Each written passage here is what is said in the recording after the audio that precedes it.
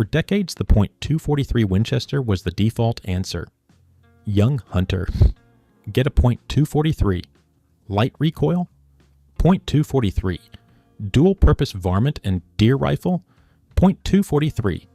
It sat in gun safes across America. It was recommended in magazines, passed down through families, and stocked in nearly every hunting aisle in the country. And then something happened. Not a dramatic collapse, not a sudden failure, not a scandal. It just started losing ground, quietly. In 2026, the .243 Winchester is still alive, still effective, still capable. But if you look closely at what's showing up at the range, in mountain camps and on retailer shelves, another caliber has stepped into its role, and most hunters didn't even notice the transition happening.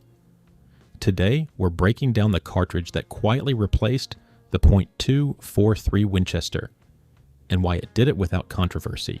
You know, if you appreciate clear, no-hype firearm analysis, make sure you're subscribed to Guns Genius. We look at what's really happening in the field, not just what used to dominate. Let's get into it. The reign of the .243 Winchester. Before we talk about the replacement, we need to understand what the .243 actually did right. Introduced in 1955, the .243 Winchester offered something rare at the time, a flat-shooting, low-recoil cartridge capable of handling varmints and deer-sized game with proper bullet selection. A 100-grain bullet typically travels around 2,950 to 3,000 feet per second. Muzzle energy sits near 1,950 foot-pounds. Recoil in an 8-pound rifle hovers around 9 to 10 foot-pounds. For new hunters and recoil-sensitive shooters, it was nearly perfect. Flat enough for 300-yard deer, light enough recoil for extended practice. Widely available ammunition. It dominated youth hunts and whitetail camps for generations. But the landscape changed. Enter the 6.5 Creedmoor. The cartridge that quietly replaced the .243 Winchester is the 6.5 Creedmoor, and it didn't do it loudly. It didn't directly attack the .243. It simply offered something slightly different. And in the modern hunting world, that difference mattered. A typical 143 grain, 6.5 Creedmoor load travels around 2,700 feet per second. On paper, that's slower than the .243. But ballistic coefficient changes everything. Many 6.5 millimeter bullets carry BC values above .600. That's significantly higher than most traditional .243 hunting bullets. Higher BC means less wind drift, and wind drift matters more than raw velocity once you stretch beyond 300 yards. Wind is the quiet decider. This is where the shift happened, and most people didn't recognize it immediately. As optics improved, rangefinders became standard, and hunters became more comfortable shooting 350 to 500 yards in open terrain. Wind drift became the deciding factor at 400 yards in a 10 miles per hour crosswind. A 143 grain 6.5 Creedmoor bullet drifts noticeably less than a 95 or 100 grain .243 load. That difference isn't dramatic at 200 yards, but at 400 to 500 yards, it becomes significant. Hunters didn't abandon the .243 because it stopped working. They gradually chose the cartridge that offered a little more forgiveness when wind estimates weren't perfect. And that forgiveness became valuable. Penetration and sectional density. Now let's talk about something else that quietly shifted perception: bullet weight and penetration. A 100 grain .243 bullet carries a sectional density of approximately 0.242. A 143 grain 6.5 millimeter bullet carries a sectional density around 0.293. That's a meaningful difference. Higher sectional density generally translates to deeper penetration, especially on quartering shots or larger-bodied deer and elk.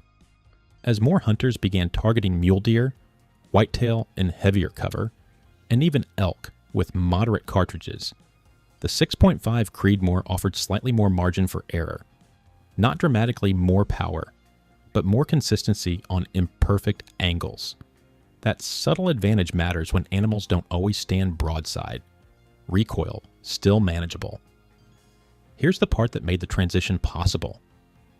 The 6.5 Creedmoor did not sacrifice shootability. recoil in an 8-pound rifle is typically around 12 to 14 foot-pounds. It's slightly more than the .243, but still very manageable for most hunters. It's nowhere near Magnum territory, so hunters gained wind resistance and penetration without stepping into punishing recoil. That balance was the tipping point: ammunition and rifle platform momentum. By 2026, the 6.5 Creedmoor dominates rifle racks. Every major manufacturer chambers it. Ammunition variety is massive. From lightweight hunting loads to high BC long-range projectiles, options are everywhere.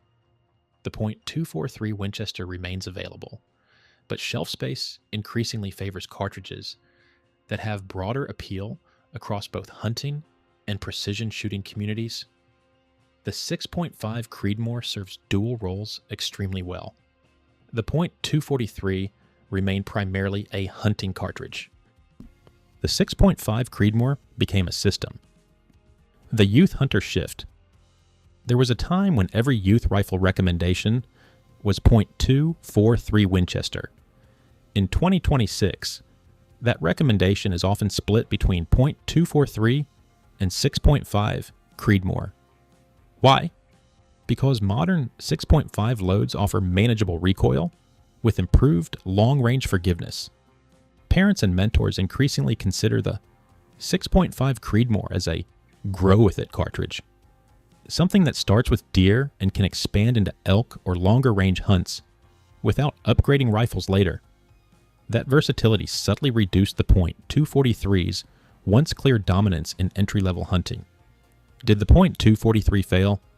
No. The .243 Winchester still performs exceptionally well inside 300 to 350 yards.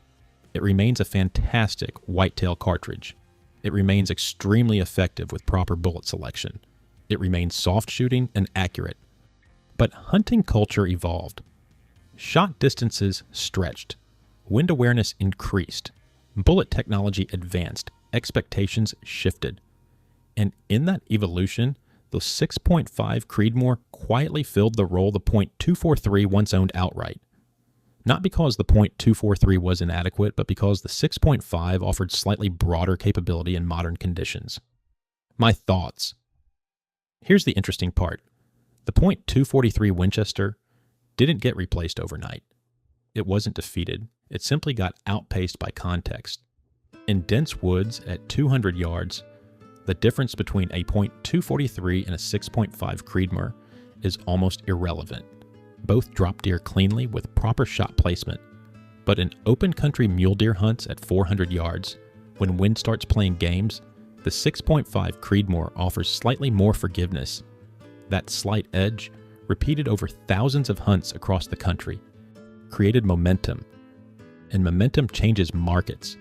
If you already own a .243 and know its limits, you're not disadvantaged. It still performs exceptionally well within realistic distances. But if you're a new hunter in 2026 choosing one rifle for multiple roles, deer, occasional elk, open terrain, the 6.5 Creedmoor often feels like the safer all-around bet. That's how replacements happen. Not through dramatic failure, but through small, consistent advantages that stack up over time. At Guns Genius, this is what we look at. Not just which cartridge has the longest history, but which one aligns with how hunting is actually evolving. Now I want to hear from you. Do you think the 6.5 Creedmoor truly replaced the .243 Winchester, or is the .243 still quietly filling tags while everyone argues online?